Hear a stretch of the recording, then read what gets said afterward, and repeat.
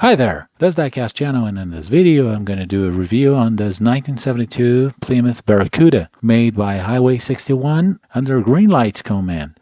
And this is also a movie car from the movie Fast and Furious. So stay with me to the end of this video, and don't forget to subscribe my channel in case you haven't subscribed yet. Share this video and click the bell for news. So let's unbox this car and take a better look at it.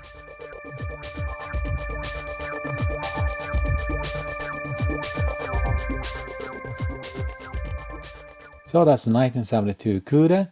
It's pretty much like the 1970 and 1971, but from 1971 to 1972, the greatest changes were the rear end of a car that started having those rounded taillights, and the front end with this new grille that was pretty much more similar to the one in 1970. Although it's different from the one in 1970, we're going to check it out and see the differences. This car has got some custom wheels, but the side is pretty much the same as we find in the original Cudas.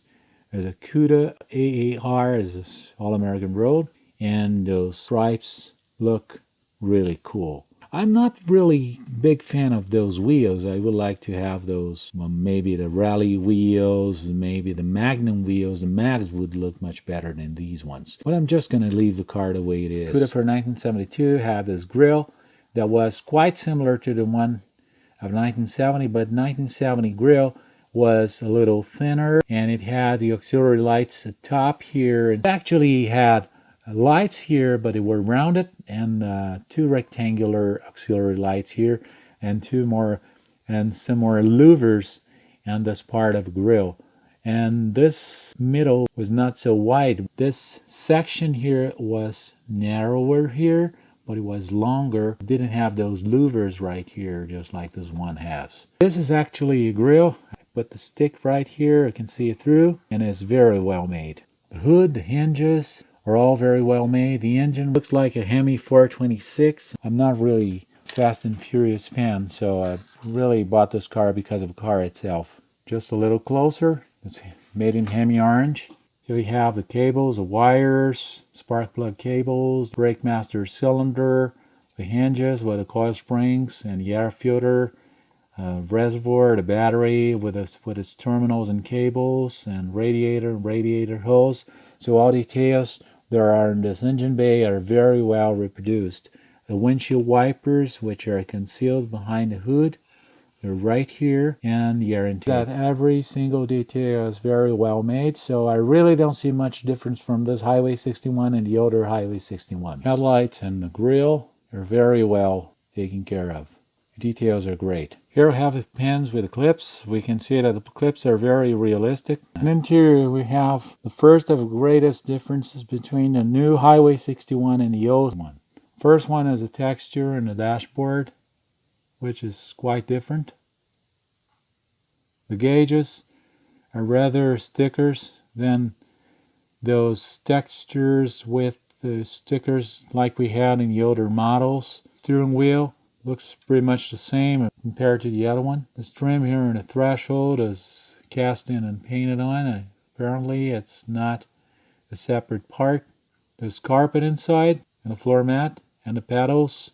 Gear lever is a pistol grip, but this dashboard cluster here has lost some of detail, and it's not as good as the old Highway 61 we used to have. The gauges compared to the older Highway 61 cars, but the dashboard still has the open and glove compartment, open and closing lid, and the seats that tilt, and the seat belts just like the other Highway 61s with a carpet. It's got a black headliner and the sun visors like the other Highway 61s we had before, so not pretty much of a loss in here. The rear of the car looks very nice with those rounded taillights. They were just like the ones used in the Camaro and the Chevelle for 1972. Those were a kind of a trend at the time, so Chrysler followed the same direction, let's say, for 1972 and 1973 Cuda. And this trunk looks very much like the ones in the other Highway 61 cars, with a jack, spare tire. There's also a trunk lock right here, instructions for the jack right here on the trunk lid, and the hinges that are a little bit more inward, just like the other Highway 61 Barracudas.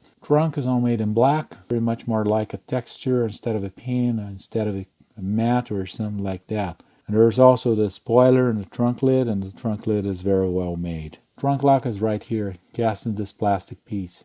Trunk shuts correctly, and the rear window has a very good transparency. And here's a base of a car that's made in plastic. That's very good quality plastic indeed. It had some loss, just like this drive shaft that does not spin with the wheels, but it spins, but it's sort of loose instead of spinning with the wheels. I guess it was a little economy by Highway 61 when he did this car under Greenlight's control. But those brake lines still continue just like the other ones. And the brake system right here. Engine and tranny. The engine is in hemi-orange and the tranny is made in aluminum. And those exhausts with those two tips right here. That's the reason we don't see the tips when we look at the rear of a car. But they look very nice and very accurate and also very realistic. The suspension is kind of hard. It could be a little harder because this car is a custom car.